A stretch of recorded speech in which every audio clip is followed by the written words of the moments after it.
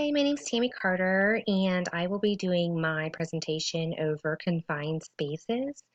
OSHA has two types of classes for confined spaces. One is for permit required confined spaces, and then a non-permit required confined space. Confined spaces obviously are anything that are not necessarily designed for people, um, but large enough that they can fit into it. Um, Boom, on my screen, you'll see some examples of some confined spaces that would be considered permit required. Obviously, non-permit required spaces would be just your normal stuff that don't contain hazardous um, hazards. So, um, as we go through, we'll see some examples of confined spaces.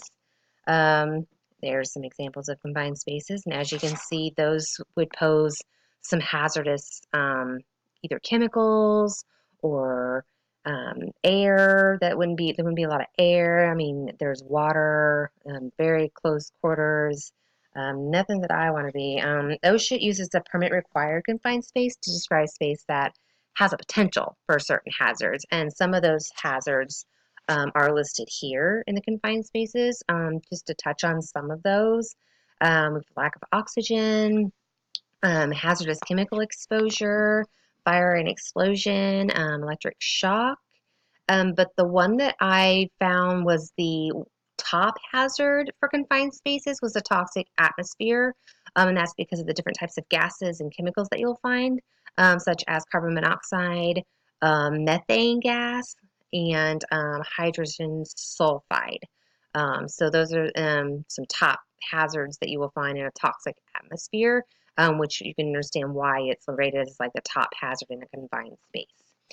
Some examples of hazards, as you can see, are two teens were trapped in a grain bin, and I actually was shocked. I mean, I've heard about it before, but as a child, I used to play in these things. I mean, I lived on a farm, and me and my brothers used to play in these things, and there was grain in there, and we would never think another thing of it, And I'm sure at that time, way back when, they didn't think about that kind of stuff, but you can definitely see why it would be considered a hazard today. And as a kid, you're not thinking about that.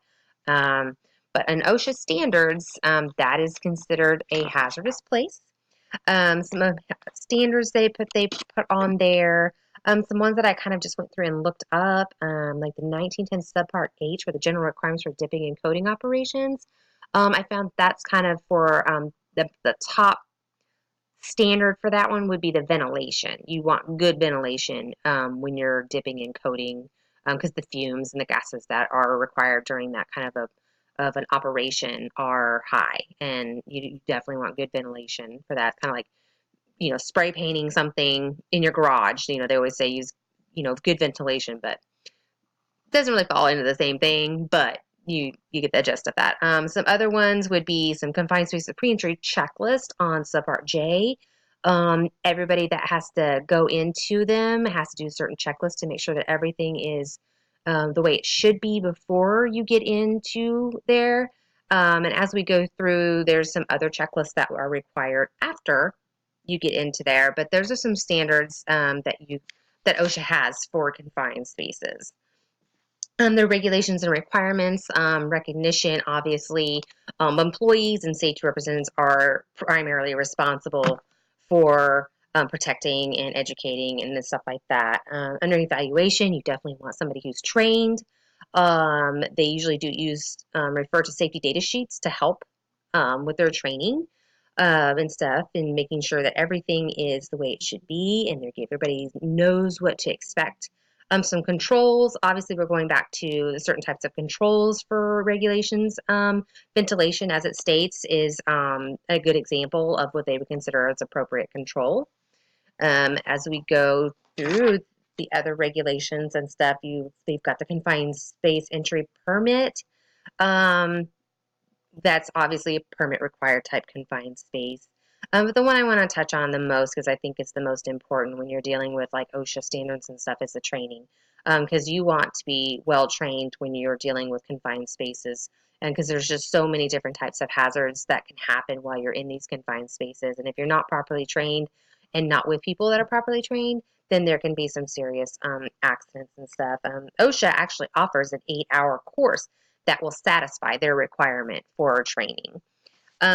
These are some of the information where in the confined spaces for training requirements for each person. So you've got the workers that are actually going into the confined space. Those are the ones that will actually complete a pre-entry checklist once they're going through all their training and everything. And then the attendants are the ones who that are monitoring them while they're inside.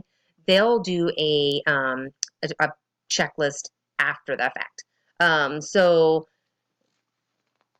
they do it during, so they want to check percentages of oxygen, they want to check the ventilation, and they will do different types of checks on everything while they're in there, just to make sure that there's no dangers while the workers are in there. And if there's not, then the accidents and fines that OSHA has can be pretty extensive. I found two just by looking at them, like May of 18. Alhambra Foundry Company was fined like $280,000 for confined space accident that actually resulted in a worker getting having an amputation. And that was no permit, no signs, and nobody monitoring or doing a checklist while this person was in there. Another one was just recently, actually, April 1st, 2019. Dowa THT America in Ohio is facing fines of about 1.3, about over 1.3 million. They were cited for like 25 willful, serious, and other than serious violations, and hazards related to confined spaces and other hazards and exposures that they had. So training and following OSHA requirements can be a good thing, and if you don't, it can be very, very costly to your company. And at the end of this, I decided I'd put in some resources that I used, a pre-entry checklist link. It's not the same checklist as after, but a pre-entry checklist. And then the actual OSHA confined spaces government laws of just all their different types of, where I got some of my information from, just their standards, their regulations, and everything like that.